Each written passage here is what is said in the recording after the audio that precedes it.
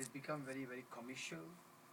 There is a very lucrative thing about yoga. So many people today, in today's times, are getting involved in yoga.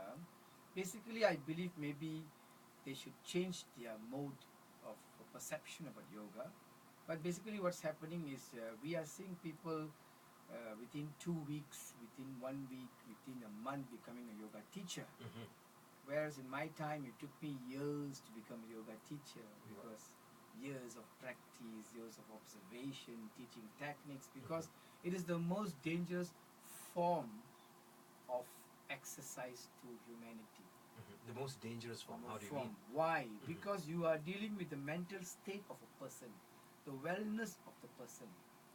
Yeah, you're dealing with, we say yoga is genetic science. We say yoga is psychological science, emotional science, physiological science, mental state. Everything is there. So you find that through the power of breath, if you are not able to practice how it is supposed to be practiced and shrined in the Vedas, in the scriptures, then something is wrong, because the ancient science holds the test in today's time. It's still going very strongly. And you can find that the Westerners, the Chinese, the Westerners, today yoga is growing, like mushroom all over. When I was in Scotland, and when I was invited by the Scottish Fitness Organization to conduct a fitness yoga up in 2007, I was impressed to see the crowd. Yeah, they were so much into yoga. And an overwhelming response was yes, overwhelming. And they offered me, they said, please stay back, Master Lingham. We like to understand what is yoga from your point of view, from your tradition, from your Gurukula Vasa. Because I learned yoga through Gurukula Vasa. What's that mean? Means you have a guru who is guiding you all the while, and that guru also comes from another guru. So it's a line. It's a lineage. String of lineage comes down. So I believe that when they teach you, they really make you understand a broader rainbow spectrum of what is yoga all about. Just to focus just on the physical aspect of yoga. Let's go back in time and take a look at how you got to yoga. What pushed you to yoga? What gravitated you towards yoga? Basically, when I was young, I was very active. Yeah, basically, I was fifth in the family. So I was very active in dance and music.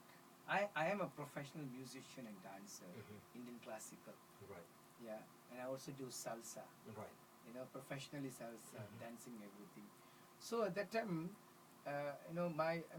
when I was young, about 4 or 5 years old, my body would just move into postures. I would just move and do something. My mom would say, "What are you doing there, bending yourself? Don't hurt yourself. Stop it." But I'll just go on doing something. So yoga was not in the family. Yeah. Was not part of the. Not part of the family. But my great grandfather, Mr. Doraisamy, he was an Ayurvedic doctor, and he practices yoga and Ayurveda. But I was not told about it then. Yeah, so over the years, there was a lot of discipline and self-study. Yeah, I would do things, and then I found that in my sports and my music, I found that it helped a lot. My studies, everything helped a lot. So this was like something I kept it to myself until the time where I met my guru, my Sadguru Swamiji Shantananda Saraswati, who is the patron and founder of Temple of Fine Arts. Now, he gave me an invisible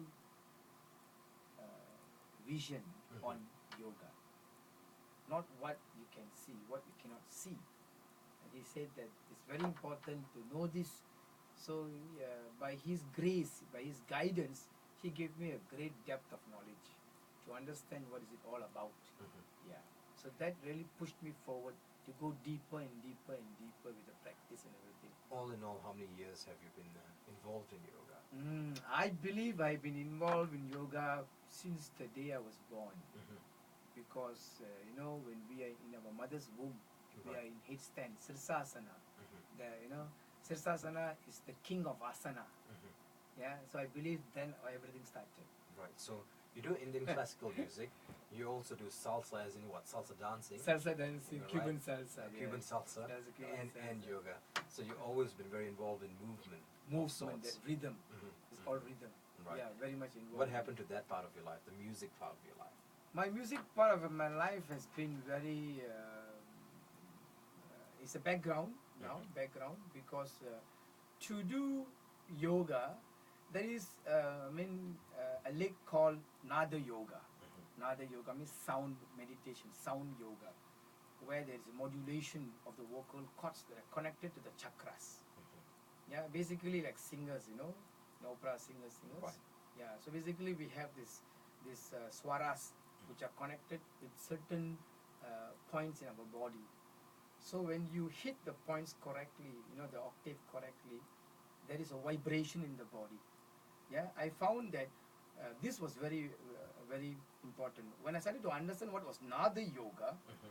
then I could really understand the essence of me singing. Nada, which is reference to beat, To rhythm. rhythm. Sorry. Yeah, to sound, Mhm. sound waves. Mhm. Like when you're saying, okay, today people when they say Om, Mhm. they say Om, Om. Mhm. But when you learn Nada Yoga, Mhm. yeah, it is not that way. It is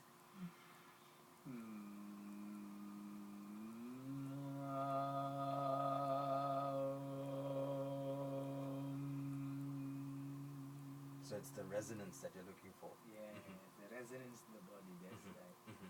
That is how it vibrates. When the resonance hits correctly at that point, Right. it vibrates, sends the brainwave to the hypothalamus, to the Mhm. pineal gland, Mhm. and it gets connected to the chakras. Mhm. So the resonance is very the reverberation. Right. Yeah. So you're the founder and president of the Malaysian Yoga Sports Association. Yes. When was this association put together? Yeah, in 2013. Mhm. Yeah, it was put together. I was encouraged a lot by the General Secretary, the Asian Yoga General Secretary. Mhm. Yeah, saying that it's very important. Today we are going to go in a different direction. We are going to bring yoga to a higher level, and one day we hope that yoga will go to the Olympics. Mhm. For this, it will be very good if we can start something in Malaysia. Mhm. So I came up with an idea. Okay, why not? Okay, since there is yoga sports, okay, so let's give a new outlook, a new breath to this practice of yoga. Mhm. Because all this while, yoga has been a very religious practice, Mhm. very spiritual practice. Right. Essentially, is yoga a religious practice or is it just exercise?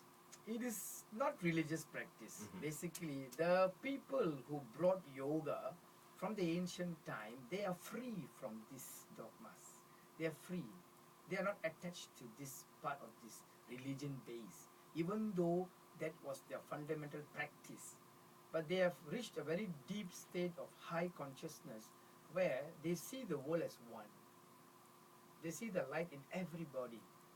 The Atma, the soul, and the Paramatma, the divine infinite consciousness, is one. Mhm. So they are the ones who have found yoga. So basically, they all are very spiritual, very highly spiritual people, saints. Right. Yeah, rishis, Mhm. Brahma rishis and Maharishis. Mhm. Yeah, so we cannot say that it is religious. Mhm. So I would tag it as it's a very spiritual practice, and you cannot remove a spiritual element from an individual. There's no chance. Yeah. Well, with the association or the Yoga Sports Association, I do understand that you work with MSN or the Majlis Sukan Negara. Mhm. How did this collaboration come about? Okay, because it comes under sports. Yeah, the word sports is associated with the practice. So basically, under the Ministry of Youth and Sports, yeah. So we had to register this under the Sports Commission. Mhm. Yeah, yeah. So it's a recognized identity. Yeah, the only body recognized by KBS. Yeah, and Majlis Sukan Negara. where we were, and recently we have been declared as the 43rd official sports of the country. You know, yoga sports has been made. This means now we have moved to a level where we are able to bring yoga officially with no fear to schools. Yeah, with the proper guidance and support from other ministries, Right. like the Ministry of Education, Ministry of Health. Because basically, if you look at yoga sports, all the elements are in there. You know, the element of dance is there. The element of what you call of musicality is there. The element of somebody to have an understanding between this dance and music. Yeah, and at the same time also to execute the asanas. You know, the postures well, to hold the postures well, strongly, with a given time. Everything is there fully. Right. We're going to take a short break and we're going to come back and find out more about the Malaysian Yoga Sports Association. We're also going to find out a little bit more about yoga and the different types of yoga being offered in Malaysia and also outside Malaysia. Joining us in the studio this evening is YogiRaj Ds Lingham Pillai. We know him as Master Lingham. We'll be back shortly, just after the top 5 news. Stay with us. Don't let